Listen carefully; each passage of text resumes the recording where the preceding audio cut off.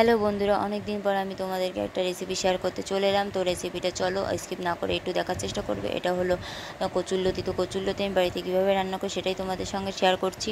তো কচুরলতিগুলো আমি ভালোভাবে কুটে ধুয়ে নিয়েছি।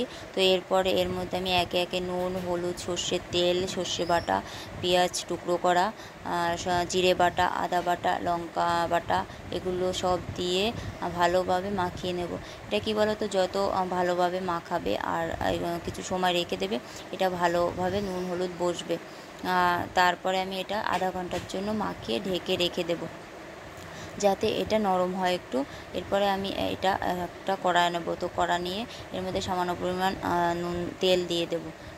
তেলের মধ্যে সামান্য পরিমাণ জিরে, তেজপাতা, এটা ভালোভাবে নেড়েচেড়ে ফোড়ন হিসাবে এটা আমি ব্যবহার করব।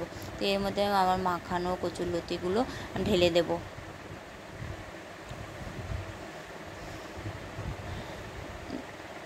তারপরে আমি এটা ভালোভাবে নাড়াচাড়া করে একটু সামান্য পরিমাণ জল দেব, কেননা এটা তো সিদ্ধ হবে। এটা কিন্তু পুরো আঁচ কমিয়ে তারপর এটা রান্না করতে হয়। একবারে যদি তুমি আঁচটা বাড়িয়ে দাও তাহলে কিন্তু এটা সম্পূর্ণ একবারে মানে নিচ থেকে ধরে যাবে। তো আমি সামান্য পরিমাণ জল দিয়ে দিলাম। এবার ভালোভাবে ফুল আঁচে আমার 5 মিনিট এটাকে রেখে দিতে হবে। তো দেখো, ফুল আছে 5 মিনিট রেখে আমি ঢাকা দিয়ে দিয়েছিলাম। তো এরপর ভালোভাবে ফুটে গেছে। এরপরে আমি এটাকে কমিয়ে অল্প আঁচে, একদম অল্প আঁচে এটা ঢাকা দিয়ে রেখে দেব আবার 5 মিনিটের জন্য। তো 5 মিনিট হয়ে যাওয়ার পর আবার নাড়াচাড়া করব। তো এটা কিন্তু বারবার দেখতে হবে, নাড়তে হবে, যাতে নিচ থেকে ধরে না যায়। তো এর মধ্যে আমি কিছু পরিমাণ টুকরো করা লঙ্কা দিয়ে দিলাম। দেখো, আমি আবার নাড়াচাড়া করলাম। এটা শুধু অল্প আঁচে ভাপে নাড়তে হবে, যাতে মানে ধরে না যায় আর এটা ভাপে হয়। এর মধ্যে সামান্য পরিমাণ চিনি দিয়ে দিলাম, কেননা শাক সবজিতে একটু চিনির পরিমাণটা একটু দিতেই হয়, নাহলে খেতে ভালো লাগে না। তো এর মধ্যে কিছু সর্ষের তেল দিয়ে দিলাম, কাঁচা সর্ষের তেল। তো এটা দিলে কি হয় বলো তো, মানে গন্ধটা ভালো হয় আর দেখতেও বেশ ভালো হয়।